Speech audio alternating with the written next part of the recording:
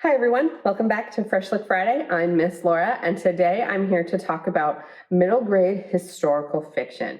So I have all different levels of reading and all different time periods, and I can't wait to share them with you today. So I'm going to start with this one. This is probably my lowest level reader today. It's a new one called The Puffin Keeper. It's by Michael Morpurgo. He's very famously known for writing War Horse, which did get made into a movie. Puffin Keeper is really cool because it's also an illustrated novel. So as you can see, there's color illustrations in here. They're very beautiful and they definitely enhance the story. Sometimes they completely tell the story. This takes place over a period of time. It starts in 1926 when 5-year-old Alan is in a shipwreck with his mother. The ship, you can kind of see it here on the cover there, gets caught in a storm and it starts sinking. And then Ben, the lighthouse keeper here, gets in his little rowboat off of the coast of the lighthouse where it's storming, there's waves crashing on rocks, very dangerous, but he ends up saving every single person from that shipwreck. And Alan remembers this for the rest of his life. He keeps coming back to Ben and this lighthouse keeper on Puffin Island. And eventually, Alan does go back to visit Ben. There's some twists and turns to get him there. I'm not going to give anything away. It's a really good story.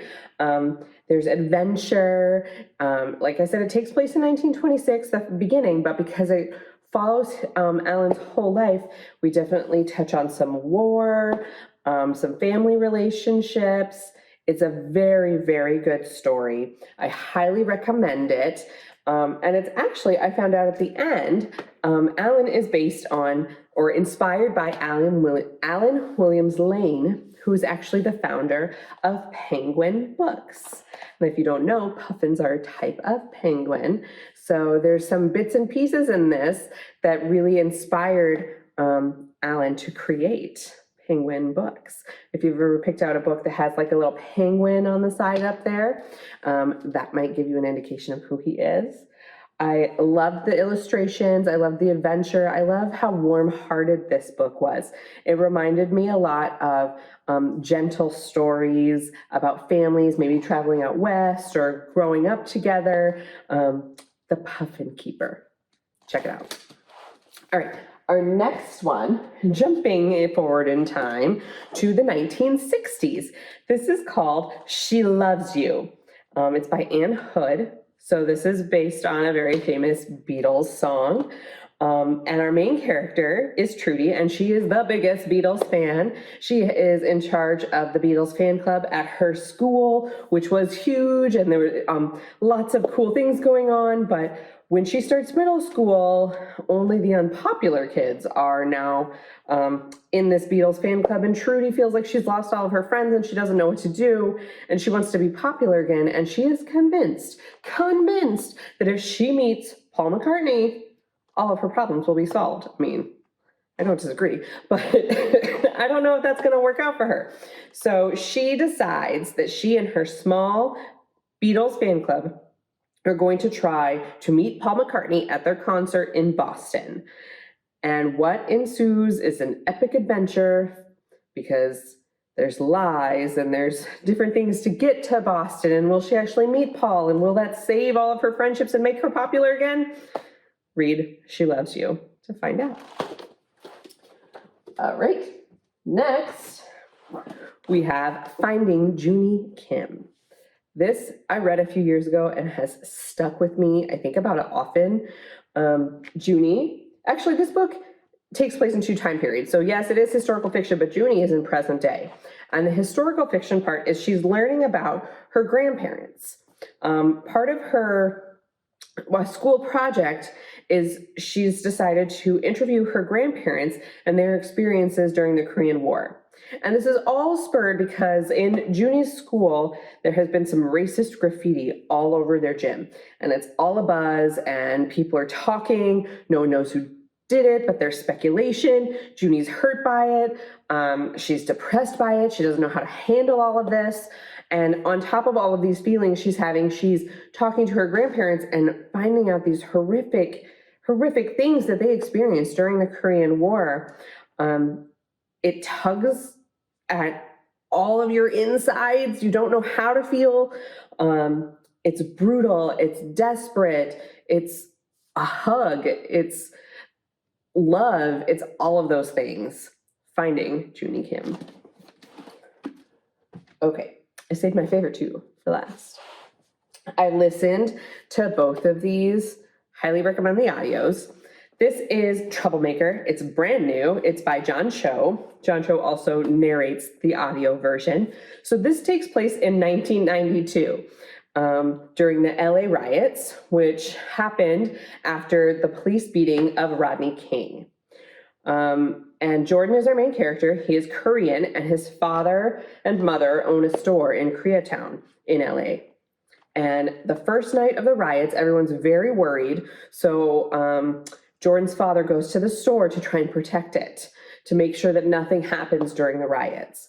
And Jordan has had a very big fight with his father recently and is feeling kind of guilty about that, and finds his father's gun that is stored unloaded up in a cabinet, and he decides that he needs to bring this to his father at the store to help protect him in case these riots get out of hand. So now Jordan, through a series of lies, is on his way in the middle of the night to his father with a gun in his backpack. He's with a friend, and things do not go as planned.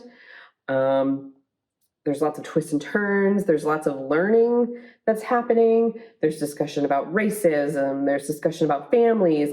There's discussion about friendship. Like, what makes a true friend? Do you lie to your friends to protect them? Do you not?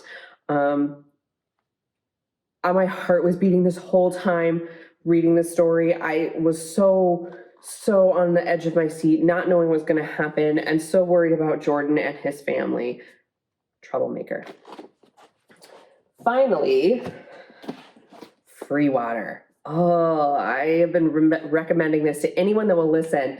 I loved this story. So Freewater is about 12-year-old Homer. Homer is a slave. He and his little sister and his mother try to escape from their plantation. He and his little sister get away. His mom does not. He and his sister escape. They find themselves in a river. They're injured. And they end up in this place called Freewater, which is in the Great Dismal Swamp.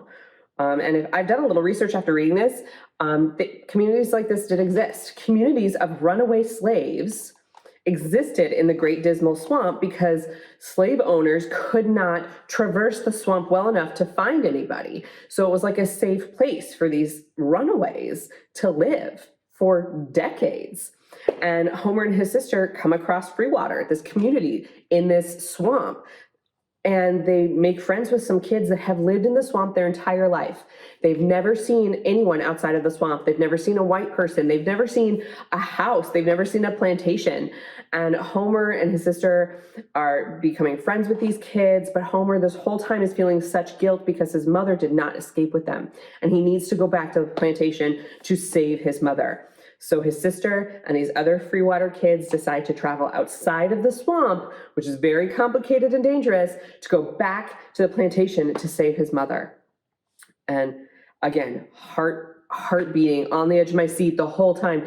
Didn't know what was going to happen. I was so afraid for these kids, especially the ones that had never left Freewater, because they don't know what to expect. When they do see white people, what are they they have no fear, and they don't understand what life is like for Homer on a plantation as a slave.